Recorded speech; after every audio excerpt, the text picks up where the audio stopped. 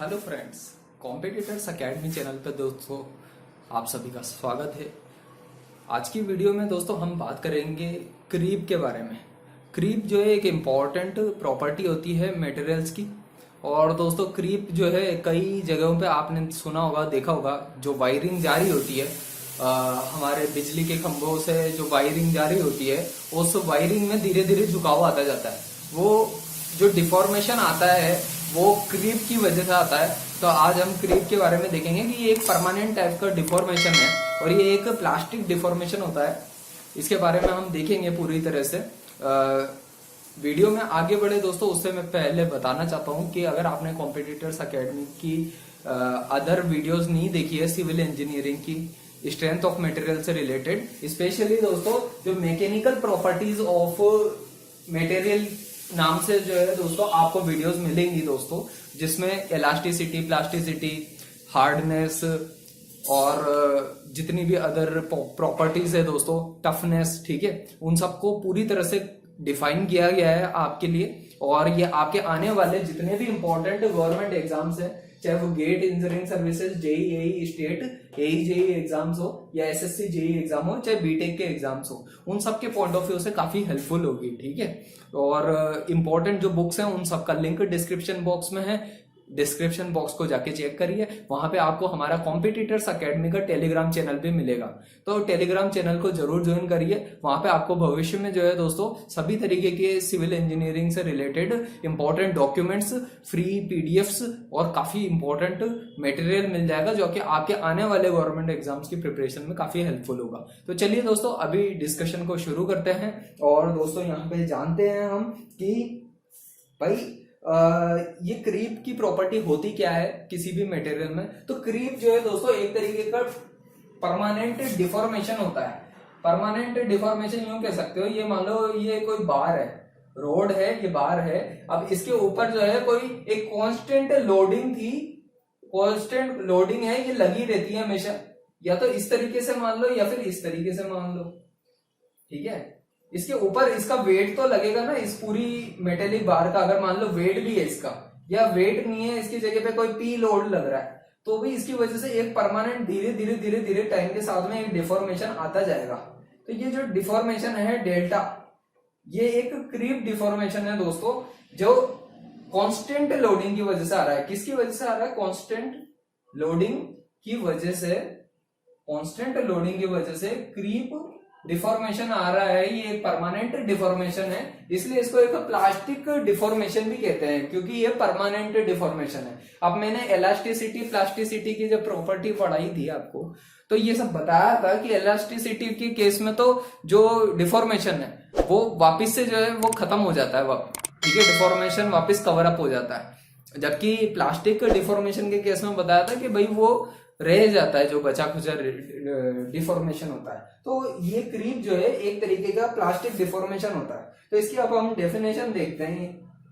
कि भाई क्रीप जो होता है, creep it is permanent deformation, permanent deformation,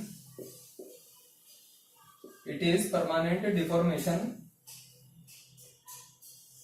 bracket में लिख सकते हैं यहाँ पे प्लास्टिक, क्या लिख सकते हैं यहाँ पे? प्लास्टिक, प्लास्टिक टाइप का होता है ना, तो वो परमानेंट डिफॉर्मेशन होता है। तो ये क्या है? एक परमानेंट डिफॉर्मेशन है which occurs due to, which occurs with time, which occurs with time at constant loading, at constant loading, at constant loading। तो ये कांस्टेंट लोडिंग पर जो परमानेंट डिफॉर्मेशन हो रहा है किसी भी मटेरियल में, उसको ही बोलते हैं क्रीप डिफॉर्मेशन, ठीक है। The loading is kept with in elastic limit, the loading is kept within elastic limit, with in elastic limit, ठीक है, तो ये जो है विद इन इलास्टिक लिमिट में ही लोडिंग प्रोवाइड की जा रही है। अगर मान लो ये कुछ लोडिंग का कर्व इस तरीके से बनता है, P versus delta, for example के लिए बता रहा हूं, अगर ये कुछ इस तरीके से बन रहा है और ये यहाँ पे कोई इलास्टिक लिमिट है, इलास्टिक लिमिट है ये, ठीक है, तो आपको करने का क्या है, आपको बस ये करने का है कि ये जो इलास्टिक लिमिट है इससे कम पे ही लोडिंग मतलब इतनी ही प्रोवाइड करनी है। लोडिंग जो है ज्यादा नहीं प्रोवाइड होनी चाहिए, एक कांस्टेंट लोडिंग होनी चाहिए। फॉर एग्जांपल ये P1 जो है कांस्टेंट लोडिंग है, बस उतनी लोडिंग प्रोवाइड करनी है। तो इससे जो डिफॉर्मेशन आएगा वो क्रीप का परमानेंट डिफॉर्मेशन होगा, ठीक है। और क्रीप क्या है, एक प्लास्टिक टाइप का डिफॉर्मेशन होता है। यहां से एक क्वेश्चन आ जाता है कई बार उठ करके आपके किसी भी गवर्नमेंट एग्जाम में, जहाँ पे ऑब्जेक्टिव टाइप के क्वेश्चन पूछे जाते हैं, चाहे DMRC का एग्जाम हो, चाहे कई सारी PSU कंपनीज के एग्जाम होते हैं, वहां पे ऐसे क्वेश्चन कई बार आ जाते हैं पेपर में, ठीक है। अब मैं बताता हूँ आपको कि भाई क्रीप जो है किन किन फैक्टर्स है उनसे अफेक्ट होता है। क्रीप जो है, ये क्रीप है, ठीक है, मैं ये मिटा देता हूं दोस्तों, ठीक है, मैं ये हटा देता हूं अगर आपने लिख लिया हो तो, ठीक है। यहां पे देखिए फैक्टर्स अफेक्टिंग क्रीप, मैं यहां पे बताता हूं कि फैक्टर्स अफेक्टिंग क्रीप, तो कौन कौन से फैक्टर है जो कि क्रीप को अफेक्ट करता है। तो पहला, तो दोस्तों क्रीप को जो फैक्टर्स अफेक्ट करते हैं उसमें पहला मोस्ट इंपॉर्टेंट फैक्टर है मैग्नीट्यूड्स ऑफ लोड।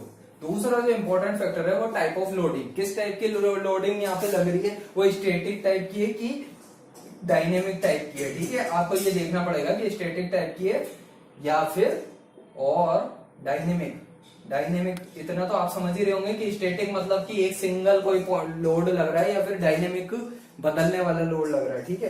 तीसरी जो इंपॉर्टेंट है टाइम और एज, ठीक है, टाइम और एज, ये तीसरा फैक्टर है जो कि अफेक्ट करता है क्रीप को। मान लो 10 साल बाद आप देखोगे कोई एक मान लो पोल है, एक पोल और दूसरे पोल के बीच में जो है ये वायर जा रहा है, तो ये वायर धीरे धीरे झुकता जाएगा टाइम के साथ में, ठीक है। तो ये ऐसा क्यों हो रहा है, क्योंकि इसके ऊपर कोई ना कोई टेंशन लगी हुई है ना, ठीक है, ये टेंशन लगी हुई है इसके ऊपर कोई ना कोई। अब वो टेंशन लगी हुई है, इसकी वजह से क्या हो रहा है, धीरे धीरे जो है इसमें क्रीप डिफॉर्मेशन आ रहा है और उसकी वजह से जो है फर्क आ रहा है, आप ये देख सकते हो, टाइम और एज, ठीक है। और चौथा फैक्टर होता है टेम्परेचर।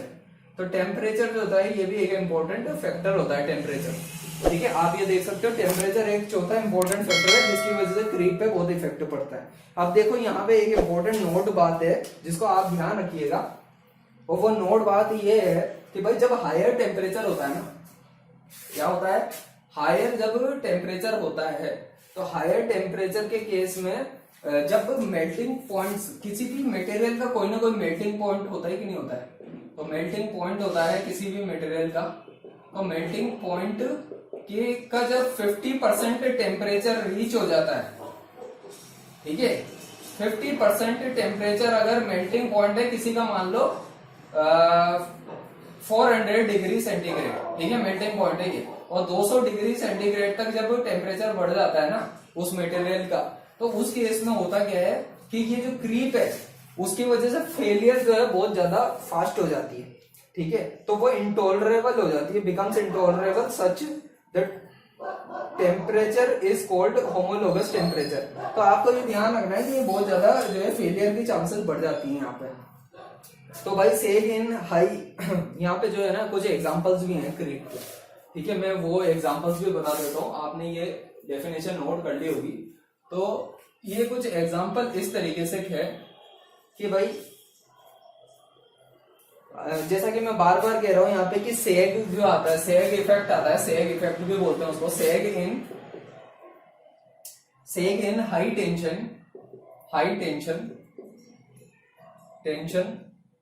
टेंशन इलेक्ट्रिक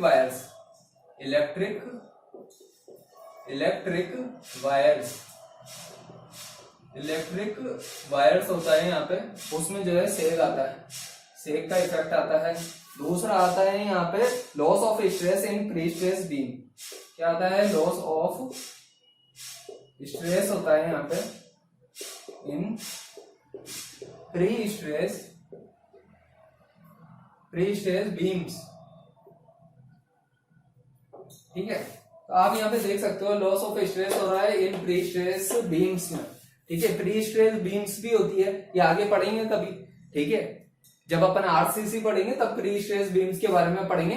ये प्री स्ट्रेस बीम कुछ इस तरीके की बड़ी बड़ी सी बीम्स होती है जिसके अंदर क्या है, एक वायर धारा होता है। ठीक है, उसको बोलते हैं प्री स्ट्रेस बीम्स। तो उसमें भी जो है थोड़ा सा क्रीप की फेलियर होती है, क्रीप डिफॉर्मेशन थोड़ा देखने को मिलता है। थोड़ा सा समझाने के लिए वापिस से बना देता हूँ। ये एक प्री स्ट्रेस बीम है, इसमें ये वायर धारा होता है, इसको खींचा जाता है और ताकि ये जो है ये पूरी टेंशन को बियर कर ले। तो बाद में क्या होता है कि यहाँ पे जो है सेगिंग का इफेक्ट आता है, उसकी वजह से ये वायर जो होता है थोड़ा सा नीचे झुक जाता है, इसलिए वहां पे क्रीप जो है डिफॉर्मेशन होता है। वो बाद में पढ़ेंगे अपन जब आरसीसी की बात करेंगे।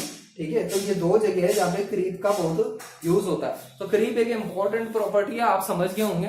अब अगर आपको वीडियो पसंद आई हो तो वीडियो को लाइक जरूर करिएगा। कोई भी डाउट हो तो कमेंट बॉक्स में लिखिएगा, उसको रिजॉल्व करने की कोशिश करेंगे अपनी तरफ से। और दोस्तों, सिविल इंजीनियरिंग की फील्ड में आगे बढ़ना हो, उससे रिलेटेड कोई भी क्वेरी हो तो आप जो है कमेंट बॉक्स में लिख सकते हो।